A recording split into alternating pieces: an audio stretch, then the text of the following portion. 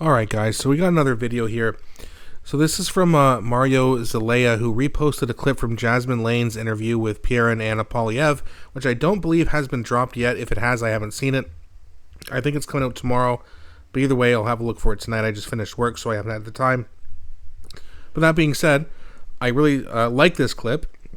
I think Pierre Poilievre kind of lays out exactly what he stands for, and that's very, very important to let the people know how you feel and exactly what you want and expect from your government just before an election. So let's have a look at this, and we'll talk about it after, like usual. I would call it the mind your own. If I were starting a political party from scratch, I would call it the mind your own damn business party. My goal is to basically let people make their own decisions, and whether it's about their love lives or about their wallets or their speech or what food they eat or car they drive, I don't want to be involved in any of those things. I'm not in this to run your life. I want to run a government that protects the borders, provides services people can't provide for themselves, and a military that keeps us safe and strong, an economy that grows so people have jobs. That's my job, and I'm not interested in running people's lives. That's ironically, it's the party that does want to run people's lives is the Liberal Party. Yep. They want like a gigantic octopus party, government that just has hands everywhere, running in your wallet, in your household, in the raising of your kids, in your internet feed. They want the government to control everything. I want pretty much the opposite. Like, let people decide for themselves. I don't believe politicians or bureaucrats have any divine powers to tell you how to live your life. In fact, to the contrary, when I walk around my riding and I talk to like plumbers and farmers and electricians and stuff, those people actually know more about the economy than most of the high-level bureaucrats and politicians I encounter. So everything I've experienced in life has taught me that politicians should just leave people the hell alone and let to make their own decisions, to live their own lives, and to chart their own course. Yeah, and that's great, right? And by the way, congratulations to Jasmine Lane for being able to produce this interview. That's awesome.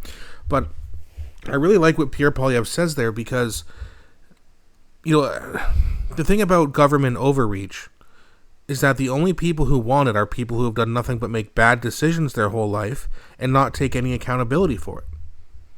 So they want the government to come in and fix everything. Someone's being mean, censor them. I don't want to work, give me universal basic income, which I know the Liberal platform hasn't said that yet, but if they destroy the economy and we don't have any more jobs, that's what they're going to have to do. They want you to be totally reliant on them. That's why they give you food, or they allow the companies or government subsections like the FDA to essentially approve crap. That's why there's plastics in our world. They don't care. The more sick we are, the more that the pharmaceuticals benefit them. And the more sick they are, the more they can't work. They can't produce a good quality life. That means the government has to come in and save you. And they're manufacturing that. Like, especially in the States, but that's why we got Robert Kennedy Jr. coming in there and, suing people and making sure that all these dyes and crazy chemicals that are in their food get out. And it's not as bad up here, but, we need also to do that. And Pierre hasn't ever touched on that, but it's also not an issue that most Canadians talk about. Canadians are worried about the economy, crime, affordability, housing prices, the border. Socialists are worried about Trump.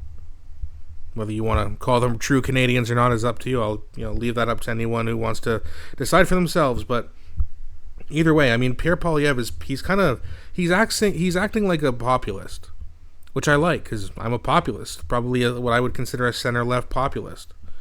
Pierre's center-right, so he's close to me. You know who's not close to me in ideology? Mark Carney, Jagmeet Singh, Trudeau. They're so far left they're about to fall off a cliff, and same thing with all their supporters. They want to police what you say. They would police what you think if they could. They don't want you to have personal freedoms. They don't want you to be wealthy. Pierre legitimately seems like he's honest, and he says, you know what? It bothers me seeing homeless people. It bothers me seeing needles in parks, having to hear all these stories, people getting laid off because the economy is weak. People want change.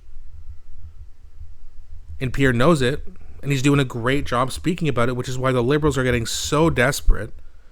That stupid Buttongate incident, I mean, give me a break. CBC writing articles about how there's a divide in the Conservative Party and all this nonsense. The Toronto Star today came out with some poll, saying that out of 3,000 voters, the Liberals are at 50%. It's like, okay, Toronto Star, we all know what side you're on.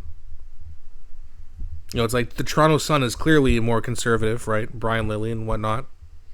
But the Star is more biased towards the Liberals, so take it with a grain of salt. Pierre Poilievre wants to stay out of your life and not make it more difficult for you to have a good life. And as I said earlier, people who make mistakes and take no accountability for it, like, listen, I'll be honest with you, I've made tons of mistakes. I'm 36 years old, I don't own a home, I don't own a car. However, just because you've made some mistakes and you've taken accountability for it and said, hey, I need to do better, I need to find tools to make it possible, right? I had bad mental health issues for a long time. Really bad. Found a way to, get out of that. At least it's better now. It's not completely gone away, but it's better. Now I'm working again, and if you've made mistakes or if you've had issues like that, and you're a bit behind, like I'm 36, so yeah, I'm totally behind. I'm barely out of debt. I just got out of debt recently, and again, I don't even own a home. So, and there's people who are in way worse situations, and the thing about making mistakes is that you should be able to overcome them, and you should be able to eventually make up for those mistakes. But with everything being so expensive, it's impossible. I'd like to buy a car. What's a used car, like a 20-year-old car? It's like $4,000 right now. I looked on a couple places, but I didn't do a ton of research. I'm sure there's something a bit less than that, but used cars have absolutely gone through the roof. Insurance, gas. Not to mention every bill is now more expensive because of the Liberals. So they're making it harder for you to, regain your life. And the government has no business doing that. That's not their job. Their job is to serve us to make our lives better and then stay the hell out of our way. No online censorship, which is exactly what Carney is going to do. And you know that if he wins, Bill C-63 will be back on the table, and a lot of people's YouTube channels, including this one, could get shut down. So I don't know. Especially if they win a majority, because then they can pass the bill without needing any help from the NDP. But the NDP they would probably go along with that as long as Mark Carney threw him some crumbs. Whoever the next leader of the NDP is, because it ain't going to be Jagmeet Singh. But Pierre said it perfectly. I want to stay the hell out of your life and serve you so that you can build on your own. He's not going to cut programs for people who are sick or people who are disabled. He's not going to do that. He's just going to cut all the liberal mess and all the nonsense foreign aid that we've been sending. Didn't they spend, $60 million on that ArriveCan app? It should have cost a couple $100,000. He's going to cut things like that. And we'll have a lot more money.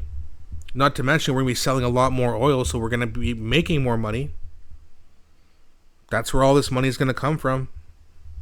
But the Liberals, they just keep saying, no, he's going to cut essential programs, which he's never said he's going to do.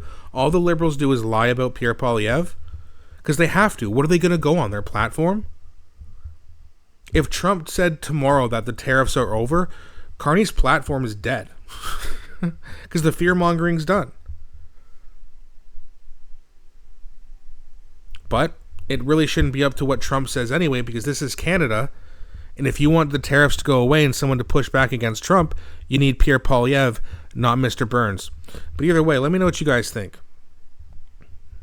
Have you seen the full Jasmine Lane interview if it's available? If you have, let me know what it's like. I'm going to watch it myself. I just haven't had the time yet. But either way, let me know what you guys think in the comment section. Please don't be shy. Please don't forget to like and subscribe, as it really helps grow the channel. Thanks so much for watching, and I'll be back shortly with a new video.